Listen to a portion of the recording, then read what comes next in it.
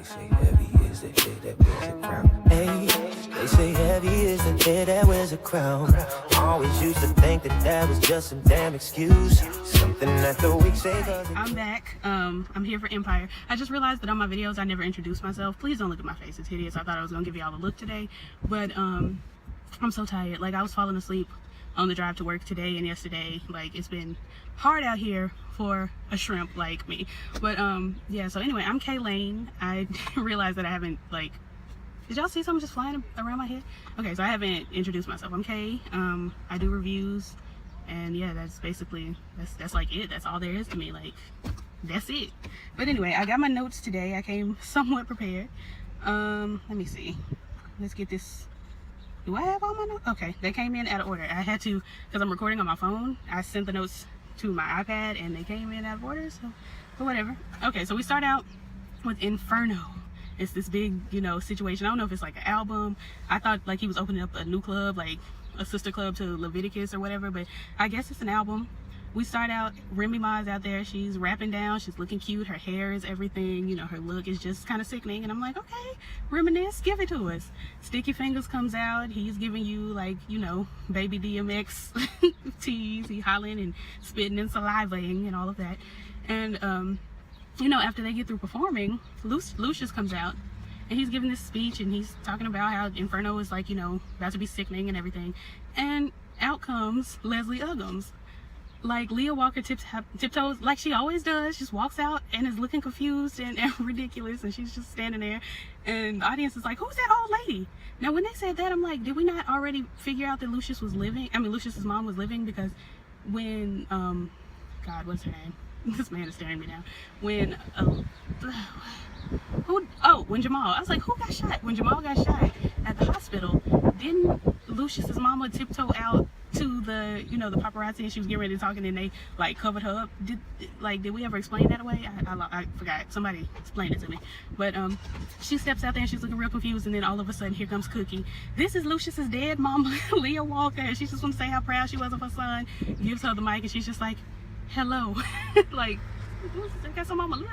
I'm really out here just going through right now. But anyway, so she's just like, hey. That's basically it. And you can already tell that it's gonna be a tic-tac-toe type of situation. The whole season is just gonna be, you know, this for that, this for that, because Lucious had already told her that, you know, we got war, shots fired, all of that, and she's like, okay. So I guess she sent Lucious's dead mama out there to say, hey. Let's see, Xavier and Becky still have beef because he's still doing her grimy and dirty, and so she's trying to figure out, how can I get rid of him? We're gonna come back to that. But the thing that bugged me was, he took her idea and now he's threatening to fire her, and he's like, Andre is my boss and I'm your boss, do the math, and next time you talk, you know, you step out of line with me, you're gonna be fired. And I'm like, the nerve. What else? Oh, my notes, come back. So some girl named Paula is the girl that drowned in connection to Angelo. I really feel like he did have a lot to do with her death, but they covering up, you know, whatever happened, and so it's gonna go over to some man. Some man was arrested for it and served some time for it, and so they've squashed the situation. It's gonna come back up.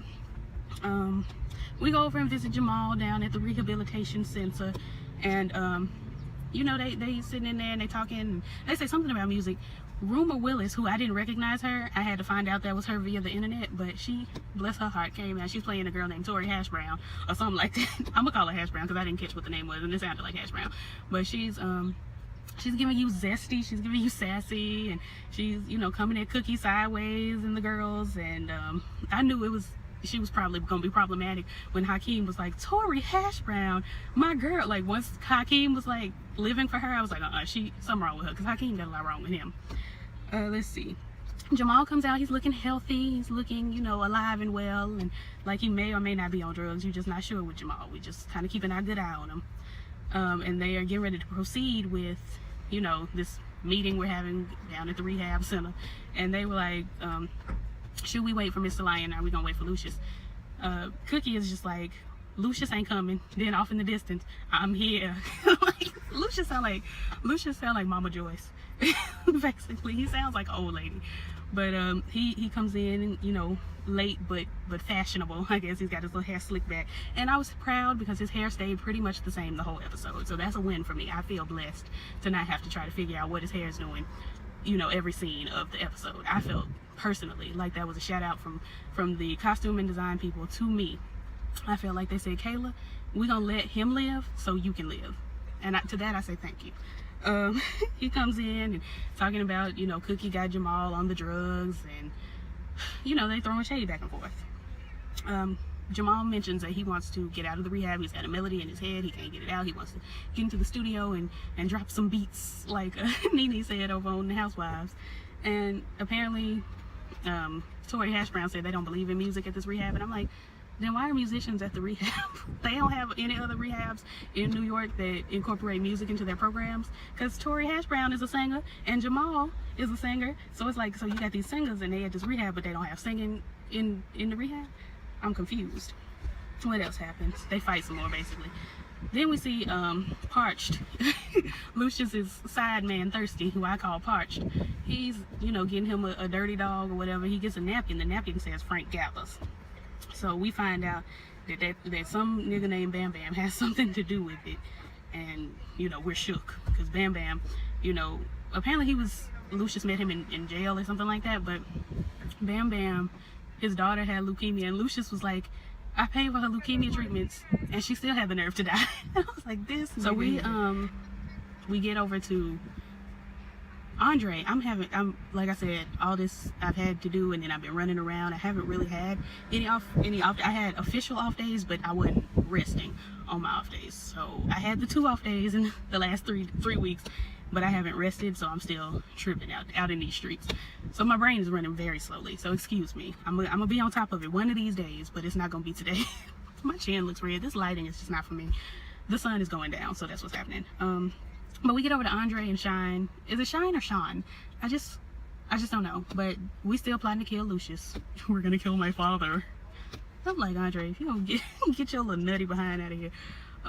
Jamal and Tori, for a rehabilitation center that don't support music, I'm trying to figure out why they got a piano in there. But he's in there. He's, you know, singing and vibrating. And here come Tori Hash Brown harmonizing, and they're bonding. But I'm like, is this musical bonding or is this bonding? Because, you know, Jamal got a little bit of straight in him. Jamal is low-key trade out in these streets. So I'm like, is he finna pull this Alicia Keys relationship with Rumor Willis's character? Like, what are we doing here? I wasn't sure because they were looking at each other, but it was like sexy. Anyway, Nessa is being considered. Nessa and Tiana are being considered to be at this Next Up showcase. And I'm like, if it's a Next Up showcase, it should be Nessa, because Tiana is already, she's been up. She's not Next Up, she's just up. Like, that's like nominating Kelly Rowland for Best New Artist. Like, she's not a new artist. To me, like, the way they have Tiana set, she was already famous by the time she signed on with Cookie's label. So she shouldn't be Next Up. It should be Nessa, if we going by what I'm thinking we going by. But so anyway, Hakeem and Andre are fighting about who's going to be next up. And Andre is like, Andre plays it dirty and gets his daddy involved and is like, Daddy, who do you think should be, you know, at the Next Up showcase? Should it be Nessa or should it be Tiana? Jesus Christ. And he says that Cookie already decided it should be Tiana. And Lucious, well, that settles it then. It'll be Nessa. And I'm like, Andre knew. And then here come Hakeem throwing a little fit. Daddy, you can't do that. I feel shaded. I'm shook. Whatever. I'm sick of these kids. Let me see.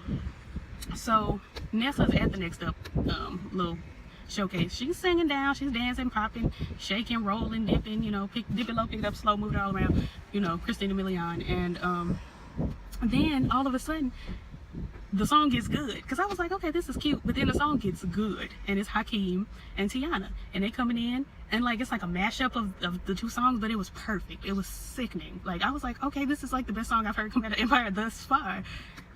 Yeah, they come out and they rapping, and Nessa is like beating on the mic, like, is this thing on? It was not on. And so she Shauna's like, turn her mic on, turn her mic on. Andre's like, she's a professional, she'll get through this. So she gets up there and starts body rolling while Hakeem and Tiana are singing. It was cute. It looked like it was kind of a planned thing. If she hadn't been beating on the mic, I feel like everybody would have been like, oh, okay, this was like she got a feature. But she was beating on that mic, so somebody should be able to be like, okay, we saw her beating on this mic, this is not, you know, this wasn't supposed to happen. But if she hadn't, you know, tapped that mic trying to get her mic back on, then it would have looked like it was planned. They come out there, they singing, and then they turn Nessa's mic back on and she starts singing, and the song is just really good. Like, it's good. And so then when the song is over, Nessa, you know, whispers to Tiana, and she's like, I would beat your A, but I'm a lady, so I'm not gonna do it up here on this stage today. And Tiana says, well, I should beat your A for stealing the fashion show. I forgot all about the fashion show.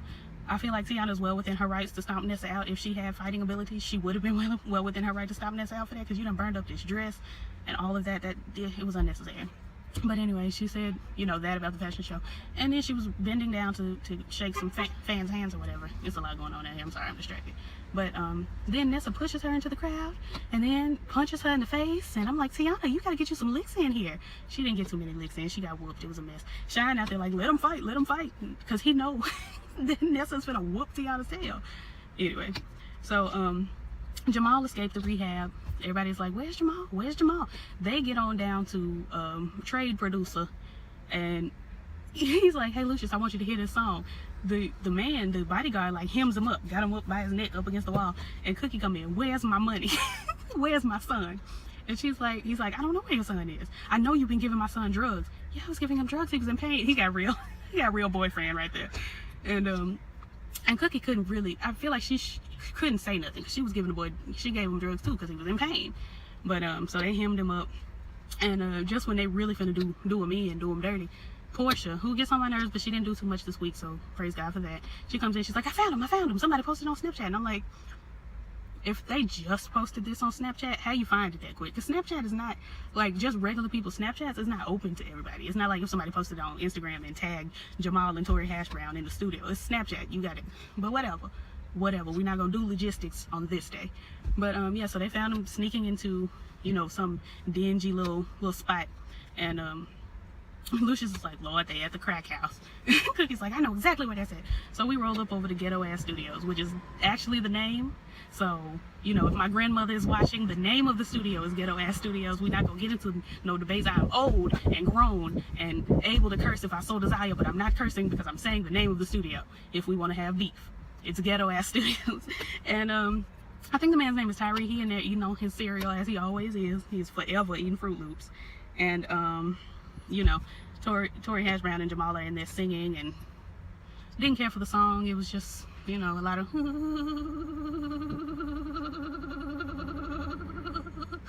that going on, and I just wasn't interested. But we'll get back to that in a minute. Granny and some other Granny 1 and Granny 2 are getting picked up by Becky and Parched. Becky's like, why you got me out here with these grannies doing this, that, and the other? Parched is like, just ride with me. Just roll with me. I got you. She's confused. She's trying to figure out. But what got me was Granny Leah. She turned to Granny Bam Bam, and she was like, Lucious had me locked up in that home for over 100 years. I was like, probably so, because she's pretty old. But yeah, that was cute. Tori and Jamal are singing that little song, and then Cookie and Lucious bust up in there, and they're just like, come on, let's go. But some kind of way Jamal gets them to realize that I need to sing. I need to do this to heal. And Lucious is like, okay, we'll let you finish your song. And I was like, Lucious is the one that's gonna have some compassion today? Okay. Let's see. Bam Bam is in the kitchen. He's cooking up some vittles. And he looks out the window and he can see his mama out there. He's like, Mama? What in the world? And he steps out and Lucious is sitting in the dining room. I'm like, you can see your mama outside, but you ain't see Lucious come in the dining room. But again, we're not gonna deal with logistics on this day. We're not today. Let's see. Then we get back over to Half Brother. I forgot all about Half Brother. Like, I hadn't thought about him since the finale. But Half Brother is off the case because he is half brother. Bam Bam has refused to testify, which makes Half Brother even more upset because Bam Bam don't want his mama hurt. Because Lucious was like, I took care of your daughter, I promised to take care of your mama. Basically, he was like, if you talk, your mama's, you know, she's gonna walk, basically. But let's see, what else? We get Xavier back out, you know, up at the about he's fired. I don't remember because I was only half paying attention because I had like a bunch of shows to watch last night, but he got fired for something, and he was telling Gabourey Sidibe, Becky, to vouch for him. He's like, you know me, and she's like, I don't know you, that's just business, which is something she learned from Parched. Then we get to talking about the head of A&R, which is a position we've been fighting for since the very first episode of Empire. But he gets up there and he's talking about how this person has held him down. She's always been there, loyalty, da-da-da-da-da. Becky's like, okay, it's me. Then he starts talking about how she's a mother. Becky's like, okay, it's not me. And Cookie is looking, you know, like, is it me? I knew it wasn't gonna be Cookie, but I was like, who is it? Like, I have forgotten all about Anika. I mean, I ain't thought no more about Anika since the finale. Like, I haven't thought, my tongue is red, interesting. Haven't thought about Anika since. And she comes in, she's looking cute. She ain't say nothing, but she was looking snatched. The hair still, I want us to get the hair situation together, but you know, the dress was cute, the heels, the look, you know, her entrance, it was cute. What else? Cookie comes through. She comes through with this big old bat, giving Harley Quinn tease.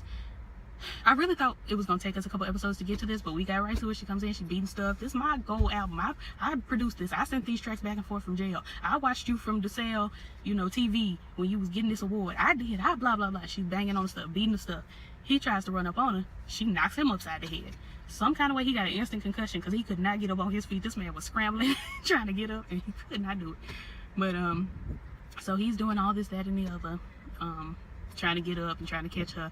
By the time he's able to actually get up, she get on the elevator, and she was looking sickening when she did. When she pressed that elevator with that bat and cut her eyes at him and was getting on the elevator, she looked so good. I was like, Cookie, a look, because you know Cookie be looking tacky and a mess. She looked great. The little green outfit was perfect. It was that whole scene, A+, superb.